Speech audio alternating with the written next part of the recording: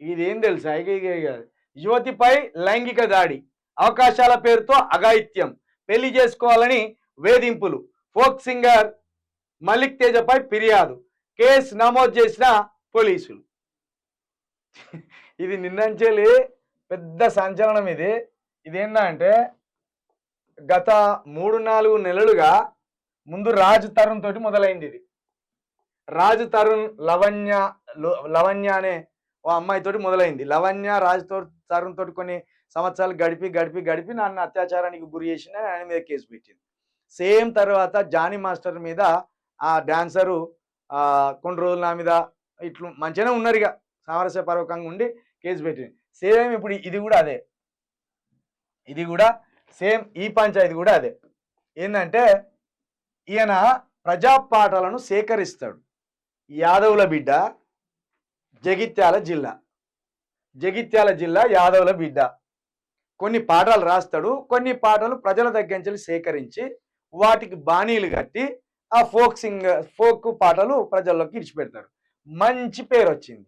ఇక ఈయన దగ్గరికి ఒక అమ్మాయి వచ్చింది, మామిడి మౌనిక అమ్మాయి పేరు. ఈ అమ్మాయి బీసీ బిడ్డ, మున్నూరు కాపు. కోడలు కాదు, చెప్తా, కోడలు కాదు వచ్చింది. అయితే ఇప్పుడు వీళ్ళ ఊర్లో వీళ్ళ అమ్మమ్మ వాళ్ళు ఉన్నారు. ఈ మామిడి మౌనిక వాళ్ళ అమ్మమ్మ వాళ్ళ ఊరు, ఈయన ఊరు ఒక్కటే ఊరు. వచ్చినాక ఆల్రెడీ అన్ని శాటిలైట్ ఛానళ్ళలో పడ్డది. ఇప్పుడు మనకు కొంచెం లేట్గా మనం చెప్తాను. వచ్చినాక పరిచయం ఏర్పడ్డది. ఆమె దగ్గర కాళ్ళు ఉన్నది, ఆమెకు డాన్సులు వేసే సత్తా ఉన్నది. చేరదీసిండు, ఆమెకే అవకాశం ఇచ్చాడు. వీళ్ళు ఆఖరికి ఏమనుకున్నారంటే వీళ్ళిద్దరు సొంత కోడలు మామే అనుకునేదాకా ఉన్నది. అంత క్లోజ్నెస్ ఉండే. అంత క్లోజ్నెస్ ఏమున్నాక ఏమైంది, వీళ్ళ భార్య ఆ అమ్మాయిని కొట్టింది. ఆ అమ్మాయి ఏమన్నది, కొట్టినా చంపినా ఏది చేసినా మీరే నాకు అన్ని, ఎందుకంటే నాకు ఈ పేరు రావడానికి, ఈ ఆదరణ రావడానికి మీరే కారణం కాబట్టి కొట్టినా తప్పు లేదు, తిట్టినా తప్పు లేదు అన్నారు. అసలు ఏంటంటే విషయం, వీళ్ళిద్దరి మధ్య సైక్యతతోటే జరగవలసినవన్నీ జరిగినాయి. ఆ అమ్మాయికి ఈయనకు సైక్యతతోటే, ఏ లొల్లి లేదు, కొట్టుకునేది లేదు, తిట్టుకునేది లేదు. వీళ్ళిద్దరి మధ్య దగ్గర 16 సంవత్సరాల గ్యాప్ ఉన్నది. 16 సంవత్సరాల గ్యాప్ ఉన్నది. ఈ ఇద్దరు దగ్గర 8 సంవత్సరాలుగా సాంగ్స్ చేస్తూనే ఉన్నారు.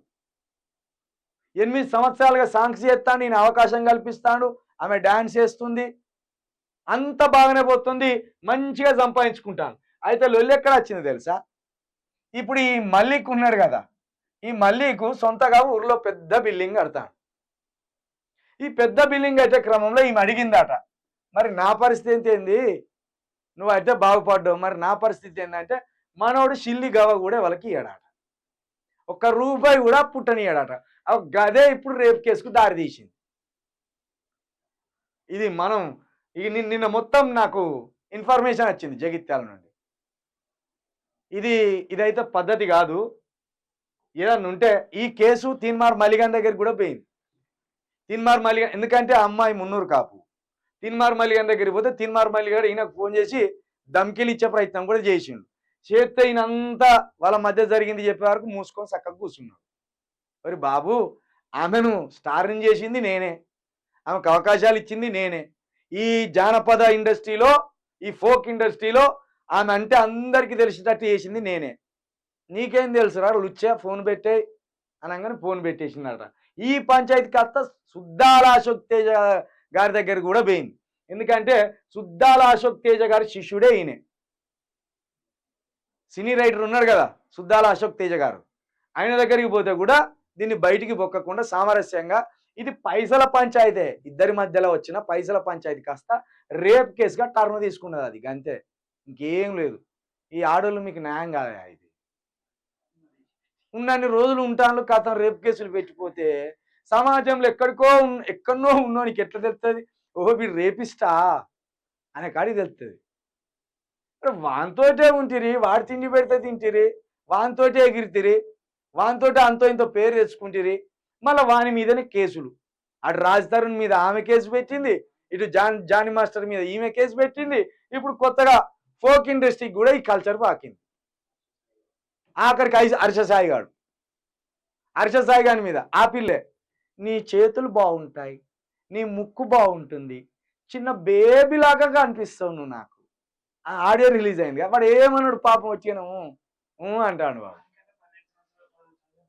వానికంటే 13 సంవత్సరాలు పెద్దదా అమ్మాయి, వాడిని ట్రాప్ చేసి పడేసింది. ఓకే, వాడు బెట్టింగ్ యాప్స్ అన్ని ప్రమోట్ చేసి చెడ్డ పేరు తెచ్చుకున్నాడు వాడు, అది వేరు. బెట్టింగ్ యాప్స్ తోటి చెడ్డ పేరు వచ్చింది వానికి, లేకపోతే వానికి మంచి పేరే ఉండు. ఇట్లా ఈ అమ్మాయిలు మీరు పేరు తెచ్చుకుంటాను, వాళ్ళని రేపిస్టులాగా ఈ సమాజంలో చిత్రీకరిస్తాను, మీరు బయటపడతాను. ఇది మానుకోండి. ఎవరైనా అమ్మాయి వచ్చి నా దగ్గర ఈ కళ ఉన్నది, నాకు అవకాశం ఇవ్వండి అంటే ఇక మొగోళ్ళు ఎవ్వరు నమ్మరు మిమ్మల్ని. అక్కడ దాకా తెచ్చుకోకండి.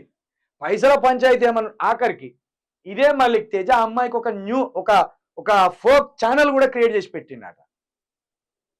పెట్టిండు. దానికి కూడా రెవెన్యూ వస్తుంది. కాకపోతే ఈయన సంపాదించుకున్నాడు గట్టిగా, ఆమెకి ఏమి ఇస్తలేడు అనే ఒక బాధ. ఇదేమన్నా ఉంటే పెద్దల మధ్య కూర్చొని సామరస్యపూర్వకంగా చర్చించుకొని ఉండే. ఇక మనోడు మహాపీస్ ఆట, మరి రూపాయి వెళ్ళని ఆడాట. ఇప్పుడు రేప్ కేసు కాడి తెచ్చుకుంటే ఏం లాభమే మల్లిక్ తేజ?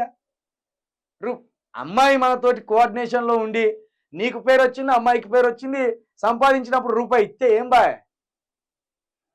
ఆమెకు తిక్కలేసి రేప్ కేసు పెట్టేదాకా చూసే ఏం లాభం? ఇక వాళ్ళేమో ఇట్లా చెలరేగిపోతాను. ఏమన్నా అంటే రేపు దొరికింది వాళ్ళకు. దయచేసి రేప్ కేసులో కూడా కొన్ని సడలింపులు ఉండాలి. 15, 20 ఏంది ఇది, 10 సంవత్సరాలు 20 సంవత్సరాలు కలిసి తిరుగుతాను, రేపు అంటే తీసుకపోయి జైలు ఎత్తాండి. ఇది పద్ధతి కాదా? ఇది నిన్న చూడంగానే నాకు బాధ అనిపించింది. ఇదేం కల్చరు, అమ్మాయిలకు ఇదేం కల్చరు? ఉన్నన్ని రోజులు ఉంటాను స్నేహంగా రేపు కేసులు పెడతాను. మగాళ్ళు మీరు తస్మాత్ జాగ్రత్త సుమా. మా గర్ల్ ఫ్రెండ్ అసలు కాదురా, ప్రాణం ఇస్తుంది నా కోసం, బేబీ తిన్నావా బేబీ అని వీడు. బేబీలు ఇట్లా అనరా బాబు, బేబీలు ఇట్లా అని జాగ్రత్తగా ఉండరు బేబీలతో. ఏ బేబీ అయినా గా బేబీ గట్టనే ఉంటారు ఇక.